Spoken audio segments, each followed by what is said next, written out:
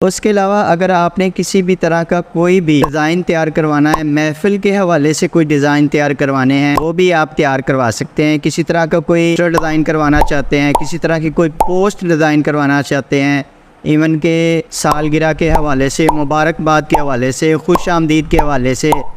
इसके अलावा किसी भी तरह का आप शादी कार्ड प्रिंट करवाना चाहते हैं, विजिटिंग कार्ड प्रिंट करवाना चाहते हैं, लेटर हेड है, बिल बुक है, फ्लैक्स प्रिंटिंग करवानी, सोशल मीडिया के लिए डिज़ाइन यानी पोस्टर डिज़ाइन करवाने हो, स्टैम्प, किसी भी तरह का कोई भी काम आपने करवाना हो, यानी कि एडवर्टाइजिंग के हवाले से किसी भी तरह का कोई भी काम आपने करवाना हो तो आप मुझसे रब्ता कर सकते हैं। इंशाल्लाह मैं उस हवाले से भी आपको तमाम सर्विसेज प्रोवाइड करूँगा। तो मिलते हैं इस तरह की नई और अच्छी वीडियो के साथ। अपना बहुत सारा ख्याल रखिएगा और मुझे बंदा नाचीज़ जायद नसीरवी को अपनी दुआ में याद रखिएगा।